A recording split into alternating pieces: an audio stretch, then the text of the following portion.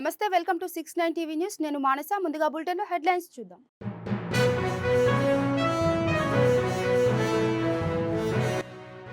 గోదావరి కృష్ణా పుష్కరాలకు అందరినీ ఆకర్షించేలా ప్రణాళికలు సిద్ధం చేయండి. సంబంధిత శాఖల అధికారులతో సమీక్ష నిర్వహించిన సీఎం రేవంత్ రెడ్డి.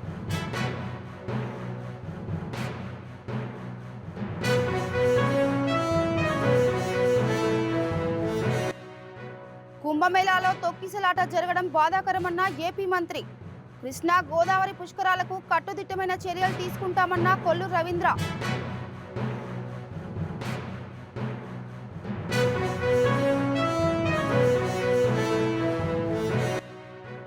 రేపు తెలుగు టెలివిజన్ ఆర్టిస్టు అసోసియేషన్ కార్యవర్గం ఎన్నికలు. మేనిఫెస్టో విడుదల చేసిన జిఎస్ హరి ప్యానెల్ సభ్యులు.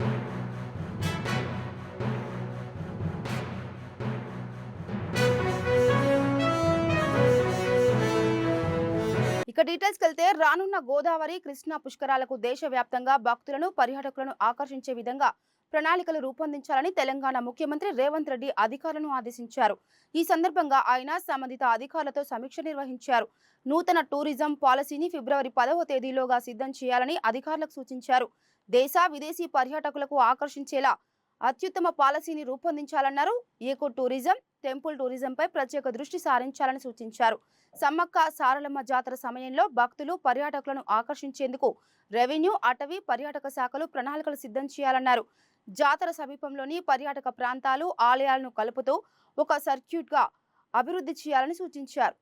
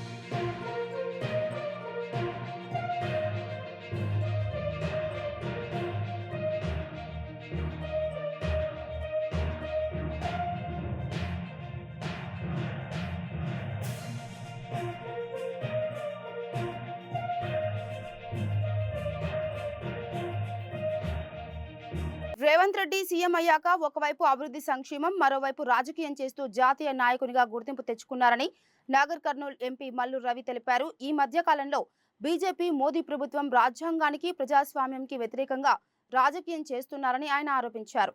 తెలంగాణలో జరుగుతున్న ప్రజాపాలనను చూసి ఓర్వలేక బీజేపీ నేతలు ప్రభుత్వంపై అసత్య ఆరోపణలు చేస్తున్నారని మండిపడ్డారు.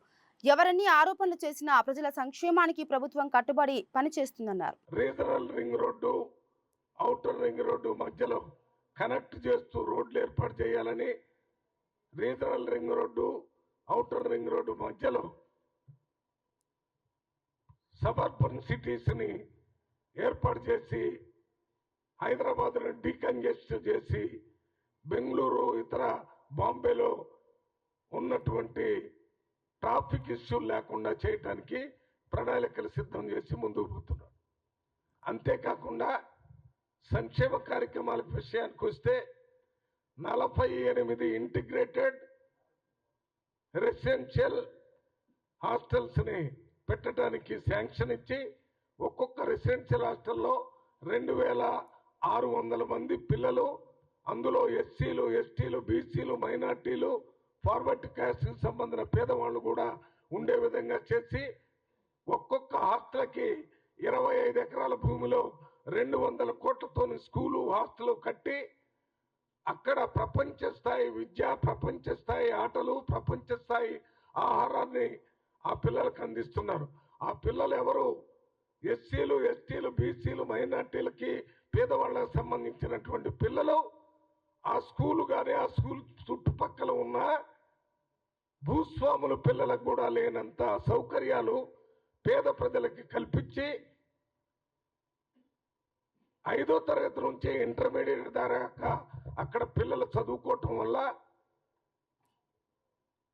కుల భేదాలు కానీ మత భేదాలు కానీ లేకుండా వాళ్ళంతా సమాజంలోకి వచ్చి ఒక మంచి సమాజాన్ని ఏర్పాటు చేయటానికి ఇదొక ఫౌండేషన్ లాగా, ఇదొక పెట్టుబడి లాగా రేవంత్ రెడ్డి గారు ఈ కార్యక్రమం చేశారు. ఇటువంటి స్కూల్స్ నేను మొత్తం పార్లమెంటు కమిటీ అనే ఎస్సీ ఎస్టీ వెల్ఫేర్లో ఉన్న భారతదేశంలో దాదాపు 10 రాష్ట్రాల్లో తిరిగాను. ఇక కుంభమేళాలో తొక్కిసలాట జరగడం బాధాకరమని రాష్ట్ర గనుల శాఖ మంత్రి కొల్లు రవీంద్ర తెలిపారు. మచిలీపట్నంలో ఆయన మీడియాతో మాట్లాడుతూ మౌని అమావాస్యను పురస్కరించుకొని అధిక సంఖ్యలో భక్తులు రావడంతో ఈ ప్రమాదం జరిగిందని ఆ రాష్ట్ర ప్రభుత్వం తెలిపిందన్నారు. త్వరలో మన రాష్ట్రంలో జరిగే కృష్ణా గోదావరి పుష్కరాలకు కట్టుదిట్టమైన ఏర్పాట్లు చేపడతామని ఈ సందర్భంగా ఆయన తెలిపారు. నోబుల్ కాలనీకి చెందిన ఎస్తేర్ అనూహ్య మరి ఆ కేసుని ఒక సంచలనమైనటువంటి భారతదేశంలో ఒక సంచలనంగా ఉన్నటువంటి కేసు నిన్న సుప్రీంకోర్టులో కొట్టివేయటం అనేది కొంత బాధాకరం. ఎందుకంటే 2014 సంవత్సరంలో ఆ రోజున మరి 2013 డిసెంబర్లో జరిగినటువంటి క్రిస్మస్ కానీ అలాగే న్యూ ఇయర్ వేడుకల్లో కూడా పాల్గొని 2014 జనవరి 5వ తారీఖున మరి మచిలీపట్నం నుంచి ముంబైకి వెళ్ళడం, రైల్వే స్టేషన్లో దిగిన తర్వాత మరి అక్కడ ట్యాక్సీ వాళ్ళలాగా వచ్చి అమ్మాయిని బండి మీద ఎక్కించుకెళ్ళి బండి మీద తీసుకెళ్ళి బలవంతంగా మరి ఆ అమ్మాయి మీద లైంగిక దాడి చేసి హత్య చేయడం జరిగింది. మరి అదేవిధంగా కాల్ చేయడం కూడా జరిగింది. దాని మీద ఆ రోజున మరి ఉమెన్స్ కోర్ట్ 2016లో, ఎందుకంటే ఆ రోజు రాష్ట్ర వ్యాప్తంగా కూడా పెద్ద సంచలనం అయింది, పెద్ద ఎత్తున ఆందోళన కార్యక్రమాలు. ఆనాడు హోమ్ మినిస్టర్ గారు కూడా ఇన్వాల్వ్ అయ్యే కేసులు వెంటనే రిజిస్టర్ చేయటం, ముద్దాయిని అరెస్ట్ చేయటం, ఆ సీసీ ఫుటేజ్లు అన్నీ కూడా బండి మీద వెళ్ళడం అన్నీ కూడా సీసీ ఫుటేజ్లు అన్నీ కూడా మేము ఆ రోజు చూస్తాం జరిగింది.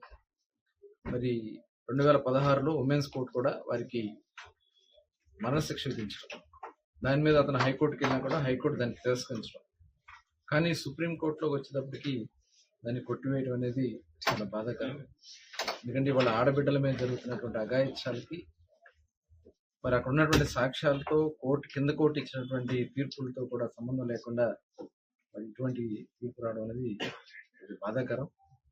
నిజంగా దీని మీద తప్పకుండా ఎలా మనం న్యాయం చేయగలుగుతామో ఆ కుటుంబానికి, అలాగే ఆడబిడ్డల మీద జరిగే అఘాయిత్యాల మీద మరొకసారి కేంద్ర రాష్ట్ర ప్రభుత్వాలు కూడా ఆలోచన చేస్తాయని భావిస్తూ Hyderabad Telugu television artist association కార్యవర్గం ఎన్నికలు ఈ నెల 31న జరగబోతున్నాయి. ఈ సందర్భంగా ఫిలిం ఛాంబర్ లో ఏర్పాటు చేసిన మీడియా సమావేశంలో జిఎస్ హరి ప్యానెల్ సభ్యులు మేనిఫెస్టో విడుదల చేశారు. జిఎస్ హరి ప్యానెల్ గెలిస్తే తెలుగు టెలివిజన్ ఆర్టిస్టులకు అనేక ప్రయోజనాలు అమలు చేస్తామని హామీ ఇచ్చారు. ఈ సందర్భంగా సీనియర్ టీవీ నటుడు విజయ్ యాదవ్ మాట్లాడుతూ టెలివిజన్ కళాకారుల సంక్షేమమే ధ్యేయంగా వినోద్ బాలా ఆధ్వర్యంలో 27 ఏళ్ల క్రితం మా తెలుగు టెలివిజన్ ఆర్టిస్ట్ అసోసియేషన్ ను ప్రారంభించాము. ఇప్పటి వరకు ఎన్నో కార్యక్రమాలు అమలు చేశామని తెలిపారు. ఆ తర్వాత ఒక్కొక్క మెట్టు ఎదుగుతూ ఒక్కొక్క ఆర్టిస్ట్ సమస్యలు ప్రాబ్లమ్స్ సాల్వ్ చేసుకుని దాదాపు ఇప్పటి వరకు 400 మంది ప్రాబ్లమ్స్ సాల్వ్ చేసాం మేము ఆర్టిస్ట్లే.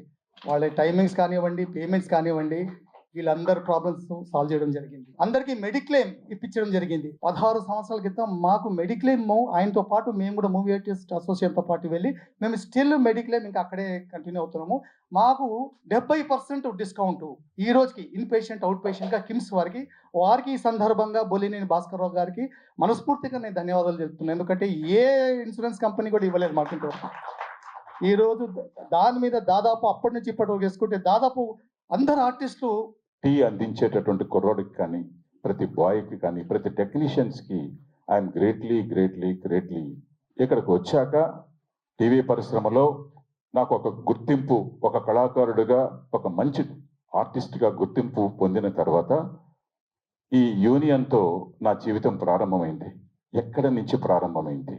చాలా చిన్న జీవితంగా ఒక కమిటీ మెంబర్గా, అది మన విజయ్ యాదవ్ షూటింగ్లో ఒక చోట కలిసిన తర్వాత, అన్నయ్య మేము నిన్ను చిన్నప్పటి నుంచి చూస్తున్నాం, చెన్నైలో ఉన్నప్పుడు చిరంజీవి గారితో అనేక సినిమాల్లో నటించారు, ఇవాళ టీవీ పరిశ్రమకు వచ్చారు, మీలాంటి వాడు మాతో ప్రయాణం చేస్తే బాగుంటుంది అని నన్ను బలవంతంగా తీసుకెళ్లి తన యూనియన్లో చేర్పించారు.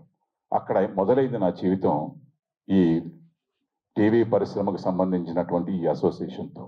చాలా చిన్న జీవితం ప్రారంభమైంది. వయసుకి పెద్దవాడే కావచ్చేమో కానీ సేవ చేయడంలో చాలా చిన్న జీవితం నుంచే మొదలెట్టాను. వీళ్ళ దగ్గర నుంచే నేను నేర్చుకున్నాను. అర్ధరాత్రి తలుపు తట్టినా మాకున్నారు వాళ్ళిద్దరూ అనేటటువంటి ధైర్యాన్ని నింపినటువంటి వ్యక్తులు వాళ్ళిద్దరు. గవర్నమెంట్తో ఎంత అనుబంధం ఉందో కూడా చెప్పారు. అట్లాగే మిగతా సభ్యులకు కూడా ఎమ్మెల్యేలు, ఎంపీలు అందరూ తెలుసు. నేను నిన్నే ఈటల రాజేందర్ గారిని కూడా కలిసి వచ్చాను. వాళ్ళు కూడా ఏదన్నా సహాయ సహకారాలు అందిస్తూ ఉన్నారు. అలాగే ఇప్పుడు మా మేనిఫెస్టో చదువుతున్నానండి. ఒక సీరియల్కు పరభాషా నటీనటులు ఒక్కరు మాత్రమే అనుమతి. ఒక్కరే ఉండాలి. అదేంటంటే హీరోయిన్. మన దగ్గర ఏంటంటే తెలుగు హీరోయిన్స్ అందరూ సినిమాలకు వెళ్తున్నారు కానీ మా టీవీలకి రావట్లా. వాళ్ళు టీవీలకు వస్తే మనం ఆ పరభాష నటులు అవసరం లేదండి. మనకు చాలా అందమైన అమ్మాయిలు ఉన్నారు, అందమైన పాపలు ఉన్నారు. వాళ్ళందరూ ఓన్లీ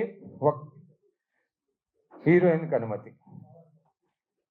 వీక్లీ పద్ధతిని ప్రొడ్యూసర్స్ ఛానల్స్తో మాట్లాడి తొలగించడం జరుగుతుంది. మాకేంటంటే first week, third week, second week, fourth week అలా ఉంటుందండి. హీరోయిన్లకి అయితే పర్వాలేదు కానీ మా బోటి క్యారెక్టర్ ఆర్టిస్టులకి వారానికి 2 రోజులు, ఈ ఫస్ట్ వీక్లో 2 రోజులు, థర్డ్ వీక్లో 2 రోజులు వస్తుంది. బేటీ బచావో బేటీ పడావో కార్యక్రమాన్ని కేంద్ర రాష్ట్ర ప్రభుత్వాలు సమన్వయంతో అమలు చేస్తున్నాయన్నారు శ్రీకాకుళం ఎమ్మెల్యే గుండు శంకర్. బాలికలను రక్షించండి, బాలికలను చదివించండి కార్యక్రమాన్ని డాక్టర్ బిఆర్ అంబేద్కర్ కళావేదికలో నిర్వహించారు. ఈ కార్యక్రమానికి ముఖ్య అతిథిగా హాజరైన ఎమ్మెల్యే శంకర్ మాట్లాడుతూ ఆడబిడ్డలకు జన్మనిచ్చిన తల్లులకు చైల్డ్ ఇన్సెంటివ్ కిట్లను 50 మందికి అందజేశారు. అలాగే దత్తత పోస్టర్ను ఆవిష్కరించి క్రీడల్లో గెలుపొందిన 10 మందికి 2500 నగదు మెమంటోలు అందజేశారు. వాళ్ళ తోడ్పాటు అందించాలి. ఆ తోడ్పాటు అందించాలి అంటే ముందు ఫ్యామిలీ స్థాయి నుంచి ఒక మార్పు రావాలి. మార్పును తీసుకునే ఉద్దేశానికి కొన్ని మనం ఇన్సెంటివ్స్ రూపంలో ఇవ్వడం, క్యాష్ ప్రైజ్ రూపంలో ఈరోజు ఇవ్వడం ద్వారా వాళ్ళందరినీ కూడా ప్రోత్సహించడానికి మన ప్రభుత్వం తరఫున ఈరోజు మన ఎమ్మెల్యే శ్రీ శంకర్ గారు ఇచ్చేశారు. కార్యక్రమాలని నేను కొంచెం సూక్ష్మంగా మీకు వివరిస్తాను. సో మనకి అన్వాంటెడ్ గర్ల్స్ ని చాలా మంది చెత్త కుప్పల్లో పడేది, రోడ్డు పక్కన పడేది మాకు చేస్తూ ఉన్నారు. అలాంటి వారికి ఆ పుట్టిన పసికందుకి ఏ పాపం తెలియదు. వాళ్ళ జన్మని మనం నాశనం చేసే టైం లేదు. చెప్తాను, చేస్తాను కదమ్మా. అప్పుడే మరి ప్రాంప్టింగ్, మ్యాథ్స్ ఫిక్సింగ్ లేవు. ఎనీబడి ఇంకా ఇంత ఎక్కువ మంది ఉన్నప్పుడు ఒక్కరేనా? అదేంటి నాకు అర్థం కాలే. ఉదయం చదువుతున్నాను, బాలికలు రక్షించండి, బాలికలు చదివించండి. ఏం చదివించాలి? ఇంటర్మీడియట్ చదివించాలా, డిఎస్ చదివించాలా, ఎంబీబీఎస్, ఇంజనీరింగ్ చదివించాలా? I'm studying first year intermediate Sri Sai Krishna Junior College. Actually చదివించండి అంటే చదువు ఇవన్నీ అంటే నేను అనుకోవడం. వాళ్ళ సొసైటీలో ఎలా బతకాలి, ఎలా పెరగాలి, సొసైటీతో వాళ్ళకి ఉన్న రిలేషన్ ఎలా ఉంచుకోవాలి, ఇలాంటివన్నీ చదివించాలి అనేది నా ఒపీనియన్. పిల్లలు భావితరాలకి బహుశా మీరు ఏ మినిస్టర్లు అవుతారో చూస్తూ ఉంటే, వాళ్ళ స్పీడ్ చూస్తుంటే, ఆ పాపం చూస్తుంటే నిజంగా భలే అనిపించింది. ఈరోజు కేంద్ర రాష్ట్ర ప్రభుత్వాలు అవుతుంది 2015లో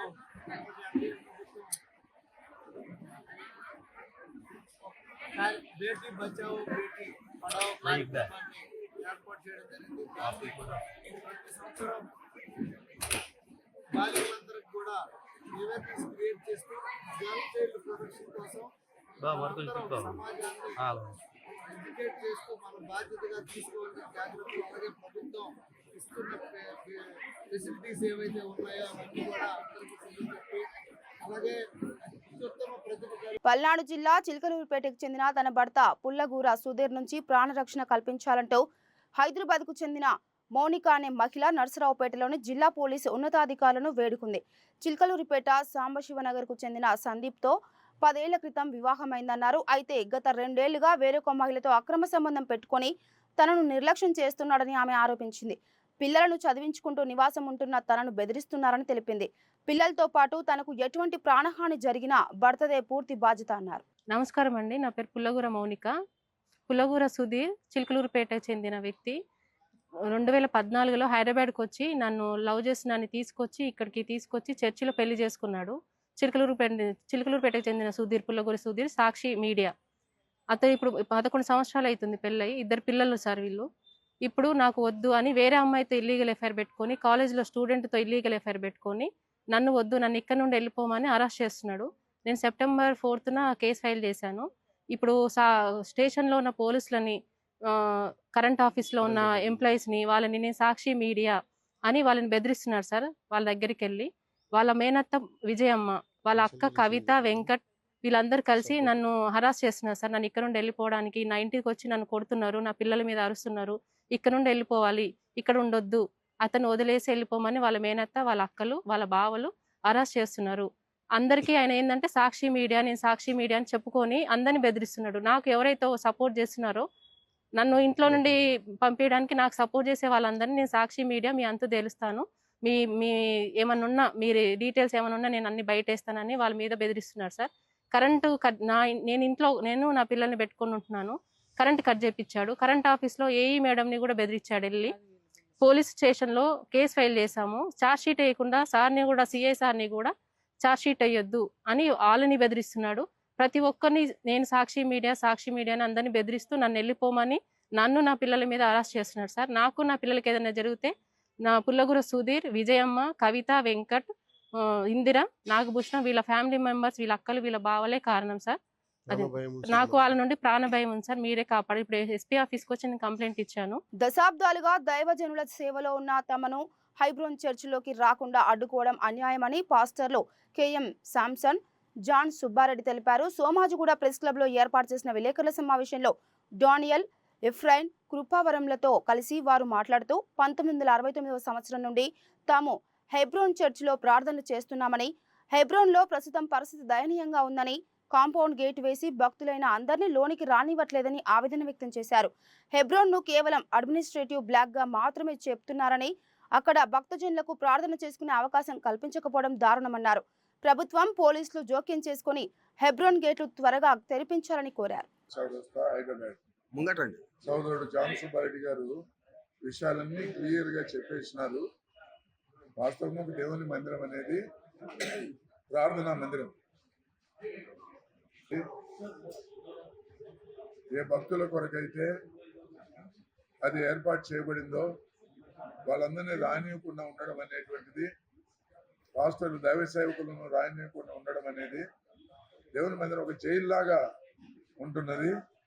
లోపల ఉన్నవారు కానీ బయట ఉన్న కానీ భయభీతుల్లో ఉంటున్నారు. కాబట్టి మా మనవి ఏంటంటే, ఇది వెరీ సీరియస్ ఇష్యూ. 2-3 వేల సంఘాలు ఉన్నవి ప్రత్యేకంగా ఆంధ్ర, తెలంగాణలో. అందరు ఇబ్బందులు పాలవుతున్నారు. ప్రభుత్వం వారు, పోలీస్ డిపార్ట్మెంట్ వారు దయచేసి దీన్ని చాలా సీరియస్ గా తీసుకొని వెంటనే చర్య తీసుకొని. పాస్టర్ను 1969వ సంవత్సరం నుంచి దైవజనుల పక్షం గారితో ఆయనతో వారి కింద తర్ఫీదు పొంది వారి ద్వారా ఈ సేవలో పలు ప్రాంతాలు పంపించబడ్డాం, వాడబడుతూ వచ్చాము. ఇది నా పరిస్థితి.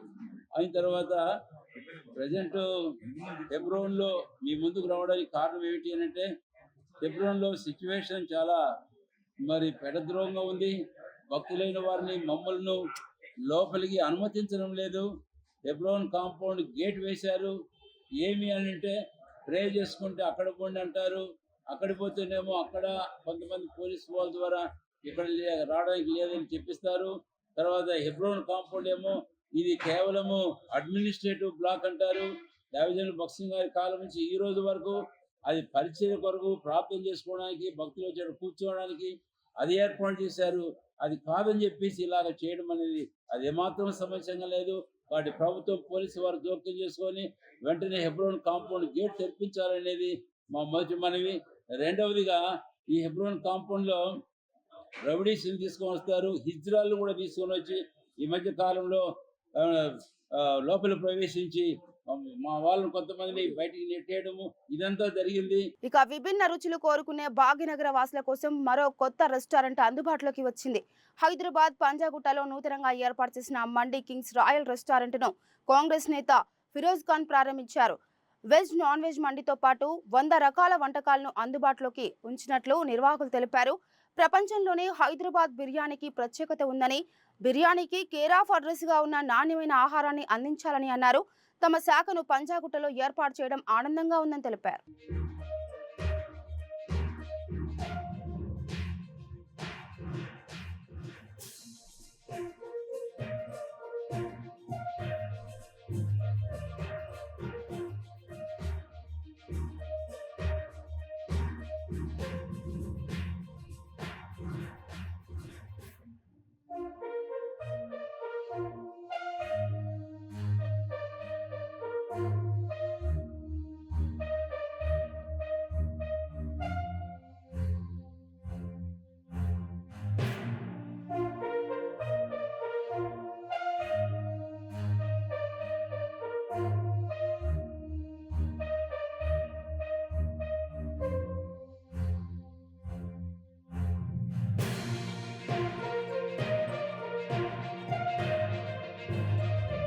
గుడ్ ఆఫ్టర్నూన్ సార్, మీకు అందరికీ thanks for coming.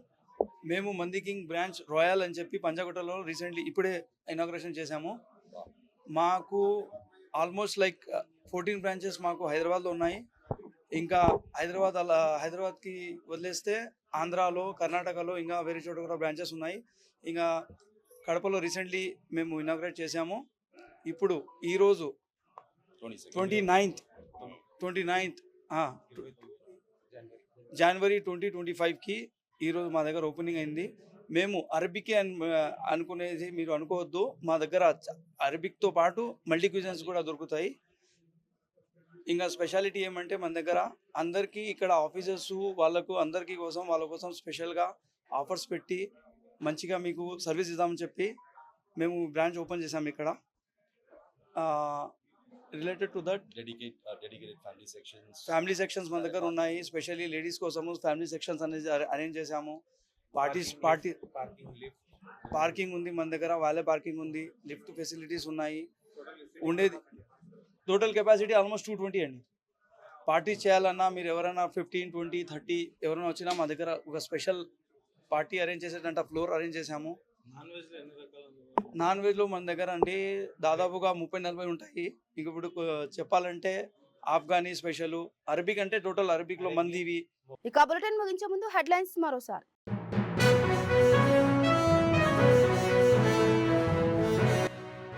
Godavari, Krishna పుష్కరాలకు అందరినీ ఆకర్షించేలా ప్రణాళికలు సిద్ధం చేయండి. సంబంధిత శాఖల అధికారులతో సమీక్ష నిర్వహించిన సీఎం రేవంత్ రెడ్డి.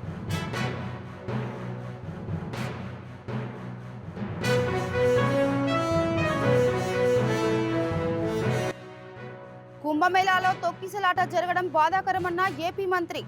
కృష్ణా గోదావరి పుష్కరాలకు కట్టుదిట్టమైన చర్యలు తీసుకుంటామన్న కొల్లు రవీంద్ర.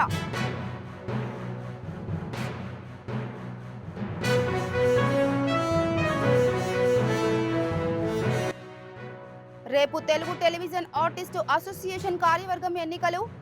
మేనిఫెస్టో విడుదల చేసిన జిఎస్ హరి ప్యానెల్ సభ్యులు.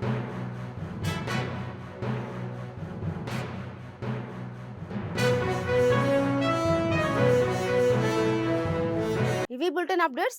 మరో బులెటిన్తో మళ్ళీ కలుద్దాం. అంతవరకు చూస్తూనే ఉండండి 69 టీవీ న్యూస్. నమస్తే.